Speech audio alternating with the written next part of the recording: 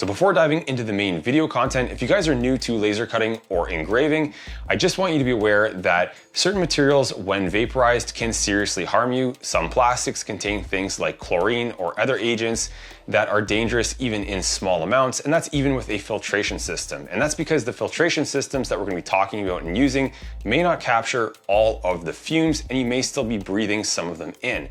So I'm gonna put a link in the video description down below that addresses some of these materials that are dangerous and the ones that are safe for you guys to process in your laser cutters. If you don't have a data sheet and you don't know what's in a particular material, don't be processing it in your laser cutter. It's just not worth the health risk to the people in your household or in your workplace. And with that out of the way, we're gonna get started with this video. And today I'm bringing to you guys the TTS-55 laser cutter and engraver from Two Trees. So big shout out to Two Trees. Thank you for sending me this unit. And this is going to be more than just a review video. I'm gonna be showing you guys how to assemble this machine, set it up, and get started with it. And as always, we'll get into some modifications for this thing because just like all of us, there's always room for improvement. Let's get started.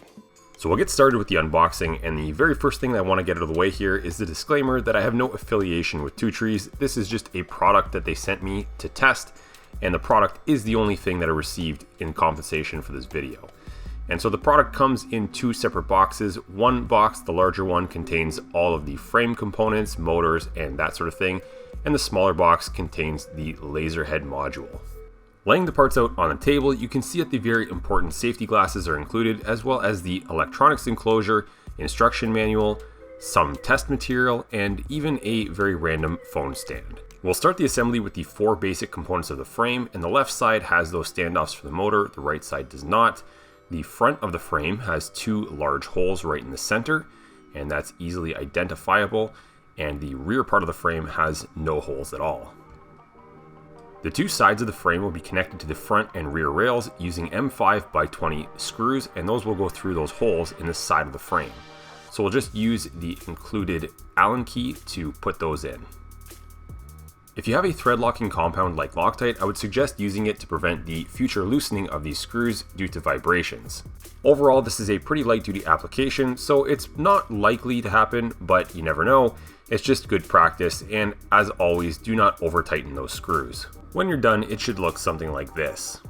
Now we can grab the feet from the kit, and we're also going to need the M5x10 button head cap screws. The feet get installed at all four corners, and you can take the excess belt and fish it through the slots in those corner brackets. You'll notice that the feet have two holes in them, and those M5x10 button head cap screws will get installed on the outermost holes. You're going to repeat this process at all four corners. Then you can take four M5x20 button head cap screws, and those will get installed in the innermost holes. Just a friendly reminder again that thread locking compound is a good idea here, and do not over tighten these screws as you're clamping down plastic parts. And we're done with this step. It should look something like this, and now's a good time to check the squareness of the frame using a combination square. And this is something that I do with all of my 3D printers and laser engravers, or pretty much any machine built from these aluminum extrusions. If your frame is not square, this is going to lead to quality issues later on with your engraving and cutting. A lot of hobby grade laser cutters and engravers, as well as 3D printers, use V-wheels with adjustable eccentric nuts to achieve linear motion on these aluminum extrusions. By turning the eccentric nuts with a 10mm wrench, you can adjust the clearance of those V-wheels to the extrusion, and you want these things to be snug but not over tight, and definitely not loose where your carriage is wobbling around. The motion should be very smooth, and you do not want it to feel like there are any flat spots on the rail. A flat spot would indicate that you have the V-wheels too tight. Make any adjustments if necessary to both carriages. Now we can start on the gantry assembly, and this is probably the trickiest part of the build, so I'll go a little slower here. The gantry extrusion has two ends. One end has holes that are larger and spaced out, and the other end has tapped holes that are smaller and spaced closer together. There's a pre-installed wiring harness on the bottom side of the extrusion, and one end has a black connector and the other end has a white connector. We can take our laser carriage and we can take the connector, and making sure that the connector is laying nice and flat, we can feed the carriage over top of the gantry extrusion, making sure not to pinch any wires, and you can see that the belt runs across the front face of that extrusion. With the carriage riding on the rail, we can loop the rest of the belt around the aluminum extrusion. Then from the parts kit, you're going to want to grab the belt tensioning mechanism, and we're going to be disassembling this because we need to loop the belt around the tensioner. From the top of this mechanism, there's a flathead screw that we're going to need to remove, and then you can also take the thumb screw at the back of the tensioner and completely remove that as well.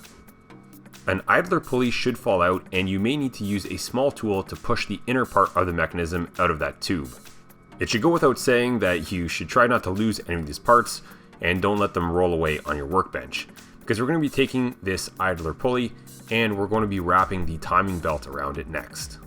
And so we're going to be working on the end of the gantry with the white connector and the 3 holes that are spaced very close together. We're going to take the timing belt and wrap it around that idler pulley.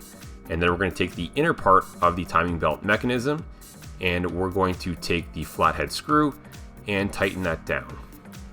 The flathead screw passes through the inside of the pulley and retains it in place. Do not over tighten this, as you will essentially bind that idler pulley. You just want it snug so that the motion of the pulley is smooth and not sloppy. This small subassembly should now be able to slide back inside of the outer part of the tensioning assembly, and you might need to wiggle it a little bit to get it in place, but once it's in there, you're going to take your thumb screw and you're going to thread that back into the inside part of that mechanism that we just put inside. Then you can adjust some of the slack on the timing belt, and we're going to take that tensioning assembly and we're going to be sliding that over top of the extrusion.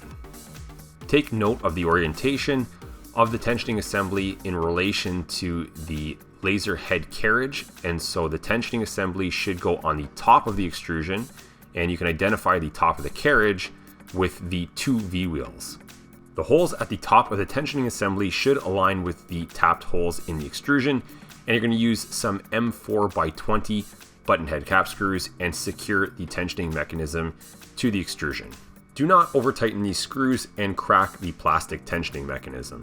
Now we're going to install the gantry assembly onto the Y-axis carriages, and the first thing you need to do to get that done is remove all of the tension off the timing belt.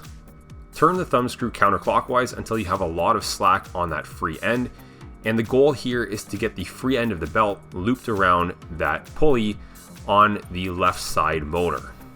This is a little tricky to do, but if you take your gantry assembly and angle it in like this, and then use your Allen wrench to manipulate the belt and kind of push it and feed it through the small gap between the pulley and the blue carriage bracket, you can get this done without disassembling that carriage. The gantry should now sit flat on top of the Y-axis carriages, and you're going to grab 3 of the M4x45 cap screws, and those come with the pre-installed nylon spacers on them. Use some thread locking compound on these screws if you have it, and we're going to be taking these screws and putting them in through the bottom of the Y carriages, and they'll thread into the X-axis gantry. It may be more convenient to perform this task with the machine flipped upside down, and you'll notice that the left-hand side of the machine gets 2 of these screws and the right-hand side of the machine only gets 1 of these screws. Before completely tightening down these fasteners, take a look at your X gantry extrusion and make sure it's sitting flat.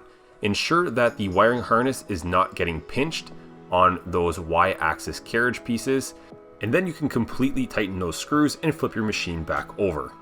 Similar to the V-wheels on the Y carriage, we can now make an adjustment to the eccentric nut responsible for the tension on the V-wheel of the X carriage. You're going to need a thin 10mm wrench to perform this task, and this is actually one of those cases where the included tools in these kits come in handy because those wrenches are so thin. And just like the Y carriage, you're shooting for a very smooth motion, not too tight and not too loose. You can also make adjustments to the belt tension by turning the belt tensioner thumb screw clockwise to increase the tension on the belt. Then we can install the laser module with 4 of these M3x8 socket head cap screws, and you can see on the sides of the bracket there are 2 holes on the left side and 2 holes on the right side that correspond with holes in the X carriage. Once you get this step wrapped up, you can grab the bag of M40x20 screws, and we can begin mounting some of the strain relief brackets along with the height adjustment holder that sits at the front of the machine. One of the strain relief brackets sits on top of the gantry extrusion, and the other strain relief bracket sits at the very front left-hand corner of the machine. You should be able to pretty easily identify the pre-tapped holes in the extrusion that line up with the holes in the brackets. The same can be said for the little 3 printed bracket that holds the height adjustment tool at the very front of the machine. Using 2 more M4x20 screws, we can now attach the control board to the front extrusion, and there are 2 holes in the front extrusion that line up with the 2 holes in the control board. The screws get inserted through the back of the extrusion and they'll thread themselves into the electronics enclosure. Do not over tighten these screws. I routed my wiring harness underneath of the height adjustment holder, then up through the strain relief bracket. You can use the included zip ties to secure the wiring harness to the strain relief bracket, and then you're going to loop it up and over to the other strain relief bracket on the X carriage gantry. Use a few more zip ties on the second strain relief bracket to secure the wiring harness into place.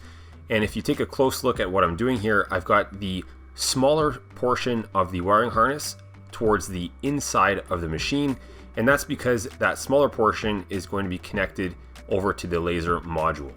At the back of the laser module, there is a small strain relief bracket for the smaller portion of the wiring harness, and again, using more zip ties, you can secure that into place and make the connection to the top of your laser module.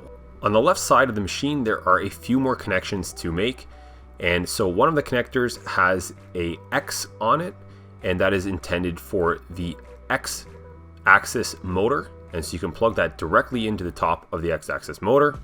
Then there are 2 more connectors. One of them is labeled Y1, and that's the white connector. That's going to get snaked down to the bottom and plugged into the Y axis motor. Then the black Y2 connector will get plugged into the black connector coming out of the bottom of the X gantry extrusion. And I'm going to have to do a better job later on of tidying up these wires. For now, I'm just showing you guys where they go. But then flip your machine over, and on the right hand side of the machine, you'll find the very last connector that will get plugged into the stepper motor on the right hand side of the machine. You can manually move the axes around by hand, and just make sure that your wiring harness is not getting caught on anything or obstructing the motion of the laser cutter. With the assembly complete, we can now take a look at setting this thing up to run it for the very first time. I put a bamboo cutting board in the middle of the work area, and I've loosened off the thumb screw on the right hand side of the laser module. Up at the top, there's another thumb screw that can adjust the height of the laser module, and this aluminum piece here that's included with the machine is the height setting piece for the laser head. You'll notice that this piece has several steps to it, and you're going to want to set it on top of the material that you intend to cut or engrave, and then you can use the thumb screw on the top of the laser module and slowly lower that module down onto that stepped piece, and you're going to want to use the very top step. That's going to focus your laser beam to the very top of the material, which is suitable for engraving or even your first round of cutting.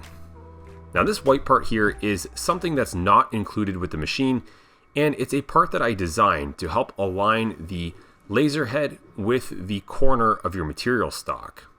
There's an additional bottom piece that snaps into place for thicker materials like this slab of bamboo. I'm going to place this piece down in the bottom left-hand corner of the material stock, and then we're going to push the corner of the material into the corner of this 3D printed part. Now I can take the laser and push that down into the bottom left-hand corner of this white part, and what that's going to do is that's going to align the laser beam with the very bottom leftmost corner of the material stock. And so the purpose of this is to quickly and easily locate and establish the origin of our material stock and line up the laser with that origin. Without something like this, you'd potentially have to eyeball it, and that's obviously not the most accurate way to do things. Now what I'm doing is manually moving the laser head along the edges of the material stock, and I'm using the edge of the material along with the bottom edge of that red shield as a reference, and making sure that through the entire motion that both stay completely aligned. This will indicate that the material is squared up within the frame, and then I can return the laser head back to the origin. I'm going to make this little alignment tool available to you guys for download if you have a 3D printer. Link will be in the video description down below, but keep watching because I have an even better solution coming up. With the material lined up, make sure that you have the power connected as well as the USB cable. The other end of your USB cable should be connected to your laptop or computer, and then you can turn the machine on. On the USB stick included with the machine, you get two softwares, LaserGRBL and Lightburn. The LaserGRBL is completely free, so I'm going to be using that one. Up on the top left-hand corner of this software, you'll see the COM port. I've selected COM 5, I've hit connect, and I've successfully connected to the machine. Then I can head over to File, I can open an image, and I'm going to open this logo of mine. I'm just going to set up a very simple horizontal line tracing of my logo, and if you take a look under the logo itself, there are a few more buttons to play with, and those buttons will do things like rotate your image. You can even flip the image horizontally or vertically, invert the colors, and there's probably a few other options that I'm missing, but I'm not going to go too in-depth in this video because there are so many videos on YouTube about LaserGRBL. If you want more explanation on how to use this software, check those videos out on YouTube. Depending on if you are trying to engrave or cut, there are different speeds and power settings that you're going to need to apply for different materials. And this video is not a comprehensive guide into all of those settings, but in fact, LaserGRBL has a material database built right into it. That database can be accessed from the File menu at the top left-hand corner of the screen, and the Two Trees TTS-55 machine is actually in that database. Underneath of the speed and power settings, there is the image size and position settings, and if you click that auto size box, the software will try to automatically determine the image size from the resolution information contained within the file. And keep in mind that includes the white space around the logo, in this case, that I'm trying to engrave. If you uncheck the box, you can manually set these dimensions, and the units are in millimeters here. And again, this includes the white space around that logo. The buttons underneath the logo in the previous menu, I'm pretty sure there is a auto crop button in there that will get rid of that white space around your image. And so if you came back in here, then the adjustments you make would be purely related to the logo itself. The offset parameters will offset the origin from the bottom left-hand corner of your image, which is the default position for the origin. Once you hit create, the G-code will be generated, and then you can see the preview here in the main window. The material origin is in the bottom left-hand corner of the screen, and you can see the offsets that I've applied, and so the logo is somewhere up above and to the right of the origin. Now before we run this file, one other thing that I always do, and quite honestly I don't even know if it's completely necessary, but I always run this GRBL configuration. I make sure that the configuration can be read from the machine successfully, then I just hit close. And the last consideration here is to make sure that our machine origin has been set to 00. There's a button at the bottom of the screen that looks like a small globe. Pressing this button will essentially tell the software to assume whatever position that the laser head is at currently is the 00 origin position.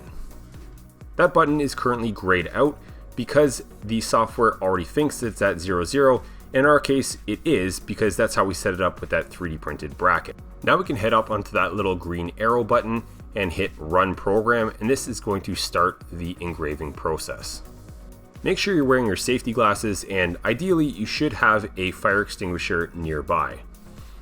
Now as the program runs, at the bottom of the screen, you'll see a projected time, and this is obviously going to give you some concept of how long your job should take. If you're new to laser cutting or engraving, depending on the material that you're working with, the process can produce a lot of smoke, so ideally you want to be working in a very well ventilated area. If that's not an option, there are a whole bunch of solutions such as fume extraction and filtration. Now, I recently did a video about that, and in that video, I used this Two Trees machine as an example. So I'm going to put the link to that up in the top right hand corner of the screen right now. And in a few moments, we'll also address that specifically for this machine with a nice little adapter I made for fume extraction. For those of you who are new to laser cutting and engraving, I just let this first job run with zero consideration for the amount of smoke and fumes produced, just so you guys can gain a better understanding of how much smoke is produced during a typical job like this. And so after having a very smoky room to deal with, this is the end result of the very first engraving on this machine, and I thought it came out great on this slab of bamboo. The lines are very crisp and the edges are not burned at all, so I would say that this is a success and the settings that I used were appropriate for the material. Now to deal with the pesky smoke and fumes, you can see this 3D model, and it's the green part here that I've designed to hopefully suck up those fumes right at the source. And so what this is, it's an adapter that allows you to take a regular CPAP hose, stick it on the top, and connect that to a shop vac. And as I had previously just mentioned, the other half of this project is a filtration system built on a regular shop vac. And I put that link just a few moments ago on the top right hand corner of the screen. And I'll put another link down in the video description and another link at the very end of this video so you don't miss it. Installation of this vacuum adapter onto the Two Trees machine is really simple. All you need to do is remove the two top wheels of the laser head carriage. This can be performed with a simple hex key and a wrench for the nuts on the back of the wheels. Once you have the rear nuts off, you're going to remove your V-wheels and then remove those two aluminum spacers. Now we're not going to be reusing them right now, but if you ever want to return your machine back to its original form, you can save them for later. The new adapter will slip on top of those original bolts and it will replace those spacers that we just removed. The original V-wheels will get reinstalled along with the original nuts on the back of the V-wheels. You will need to use the thin wrench that came with this machine to hold the nuts in place at the back while you tighten the bolts at the front with your hex key. In this video, you'll see me attach the CPAP hose adapter at the top of this part with 4 screws, but if you order this kit from my website, this will come for you pre-installed. After that, you can take your CPAP hose and stretch it over top of that adapter at the back, and it will be securely held into place. And if you guys are looking for the exact hose that I'm using, you can find that link down in the video description as well. The advantage of using CPAP hose is that it's very small and very flexible, so it will not obstruct with the motion of the laser head. Also, I designed the nozzle itself to ensure that it fits within the frame and does not reduce the overall working area. So it does not hit the frame, it does not hit any of the brackets, and you do not lose any of your workspace. My initial testing looked very promising, and what I did to test this was I used some incense. And so burning incense produces both odor and smoke, and I was able to take the incense stick and place it close to where the source of the smoke would come if I were to be running the laser. If I move that incense stick anywhere around the bottom of the laser module where the smoke would normally originate from, the vacuum successfully sucked all of it up with my adapter. And with my filtration system within the shop vac, I could barely smell the incense itself coming out the exhaust of the shop vac. So it seemed to me that the filtration system was also working well. Next, I ran some burn tests on this machine, and I did that with the vacuum system off, as you can see in this video clip here. And as you would expect, the smoke is going everywhere. And then I turned the vacuum system on and ran the same test, and you can see the smoke is completely controlled. And quite honestly, I didn't expect it to work this well. Now, if you want to get one of these adapters for your own machine, head on over to my website, embracemaking.com, check out the laser cutting and engraving section, and you should find it under the Two Trees TTS-55 heading. The file for this intensity and speed test is actually included on the Two Trees USB stick that comes with your laser cutter and engraver, and it's very useful for trying to determine the intensity and speed for a job on some material that perhaps you're not familiar with.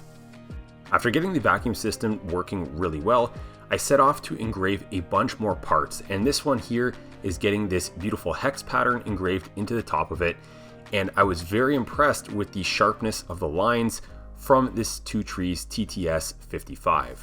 For this part, I ran a few passes of the same pattern, just offset from one another a little bit, so that it gives the appearance of thicker lines. And what this also did was it tested the accuracy and repeatability of this laser cutter and engraver. If there was an issue with repeatability or accuracy, you would see separation or gaps between the separate passes of the same pattern, and in this case, I did not see any. And in fact, I thought the end result was so good that I took what I thought was going to be a one-off project and turned it into something that I'm also offering on my website. If you guys are into laptop gaming, or you're a CAD junkie like me and you're using a laptop for some very demanding applications, then you're going to need a cooling stand for your laptop, and that's just what this is. I'll put a link to that in the video description with more details. Now at this point in the video, you're probably wondering if this machine can cut through anything and not just engrave. And the answer is yes, it can cut through materials, but I think you have to have realistic expectations because the laser module is not all that powerful. In this video clip here, you can see that I'm trying to cut through some MDF-like material. It's about 2.5 millimeters thick. And the way that I attempted to do this was to make several passes at the highest intensity and at slower speeds. With 3 passes at the very slow speed, it would have cut all the way through, but this wasn't very efficient. It was going extremely slow and it would have taken a long time. And so in these clips now, you'll see that I sped the laser head up, and it made more sense to just essentially score the material with the laser and then cut through the material with a hobby knife. In the future, I would use this scoring and hand cutting method for any materials thicker than about 1 millimeter. And if you do plan on cutting right through material, take a look at this wire mesh panel that I have the machine sitting on. Now you can buy honeycomb laser beds online, but they're pretty expensive. Believe it or not, this is an IKEA magnetic memo board. It measures 2 feet long by 2 feet wide, and that means the entire Two Trees machine can sit directly on top of it. It's made of steel, and so the laser is definitely not going to cut through it, and it even comes with magnets that you can use to secure your workpieces down. And best of all, it's only $20, and that's far cheaper than the honeycomb laser beds that you'll find elsewhere online. Once the laser passes through that material and then passes through the openings in the wire mesh, the laser beam should be diffused enough that it does not damage the work table underneath, but just in case, you'll notice a gray silicone mat that I've placed under the wire mesh. I use this silicone mat regardless of whether or not I'm engraving or cutting, because I have made a few mistakes where I have not set up the job properly and I've had the laser cut beyond the limits of the material, and the silicone mat easily absorbs the laser and prevents damage to my work surface. I got this mat off of Amazon for a few dollars, and I'll put a link to that in the video description down below as well. To prevent those material alignment mistakes from happening again, I created an improved version of the corner alignment tool that I showed you earlier in this video. This one uses some T-slot hammer style nuts to secure itself into the T-slot framing at the bottom left-hand corner of the machine. Since this machine does not have any limit switches to allow you to automatically home the laser head to that 0, origin position, this bracket allows you to do that manually, in some ways similar to the first one that I showed you. However, this one here is fixed to the frame and allows you to position that laser module such that you now have the maximum working area of your frame. You simply insert your workpiece and push the bottom left-hand corner of the workpiece down into the corner of the 3D printed bracket. The second piece of this alignment tool allows you to line up one other edge of your workpiece to the machine frame, and this is going to ensure that the workpiece is completely squared up within your frame. Then you can remove that second piece of the tool and then manually move the laser head either back to the home position if you want to start your job, or you can double check your alignment by using the edges of the laser module in relation to the edges of the workpiece, and as you move the laser head along, there should be no deviation between the two. Optionally, you can secure this second piece into the frame with 2 more screws and 2 more of these T-nuts. The only stipulation here is that if you do secure it into the frame, now you will lose some travel on your y-axis. If you want the last few millimeters of travel in your y-axis back, you can of course remove that second bracket. It's as simple as just removing the 2 screws and those 2 T-nuts. If you're interested in getting those alignment tools along with the vacuum adapter, they are made available together as a kit on my website. I'll put a link to that in the video description down below. So that brings me to my final thoughts on the TTS-55, and I really think that it's a great entry-level laser cutter and engraver, especially for the price. I really like the open frame idea, It allows you to pass larger materials through the frame if that's something you need to work on. And in fact, you can actually set the entire machine right on top of a large piece of wood if, of course, you're only trying to engrave a small section of that wood. The only downside to the open frame is that, of course, there's no guards or covers, so you do have to be pretty prudent with safety and always wear your safety glasses. And if you guys are looking to expand the workspace of this machine, you can buy the frame extension kit. The other great thing about this machine is that it also has the 32-bit mainboard, so you're getting a much more capable electronic board than, let's say, a traditional 8-bit board. Now, some things I would change about this machine would be the 5-watt laser module, and I think this is something that you guys will quickly grow out of unless you strictly plan on doing engraving alone. Cutting through materials, as I showed you guys earlier in the video, can be quite slow with just this 5-watt module. Two Trees does offer a 10-watt version, and that's something I would have gone with if I was to buy this machine. Of course, as I told you guys, they sent this to me for free, so I didn't have that option. But later on, I might actually just upgrade it with an aftermarket 10-watt laser module. Additionally, some limit switches for this thing so that it can auto home itself would be a really nice and convenient feature. Now, at the price point that you're paying, you're already getting quite a bit for your money, and I've been getting by without them. So again, it's probably more of a nice to have feature than a necessity, but it's something for Two Trees to consider including in the future. And lastly, the one thing I didn't go over in this video was that Two Trees actually has an app to run your laser cutter and engraver remotely. Now, the reason that I didn't go over this was that I don't really believe in running a laser cutter or engraver remotely. This thing is inherently a fire hazard. You're using a laser to essentially burn through something. And so I don't think it's a good idea to be burning things while you're not present. Ideally, you should be somewhere nearby with a fire extinguisher when you're running this machine. Even if that wasn't the case, you'd still have to be physically present to load the workpiece in before you got started, so you should be nearby every time you're starting a new job. And so really the only advantage I can think of to having the app is that it would allow you to untether a laptop from this thing. And so if you're running a long job and you need to use your laptop for something else, then you could go do that and the app could run this unit. So that's it. Let me know what you guys think about this video and about this machine, if you guys have one already or if you're considering getting one. And if you have any questions about it, please put them in the comment section down below. Don't forget, all of the information in this video, links and downloadable parts and resources, etc., can all be found in the video description as well. So go check that out. Check out my website, embracemaking.com. And don't forget to leave a like on this video and subscribe if you guys enjoy the content that I'm bringing to you. Thanks for watching.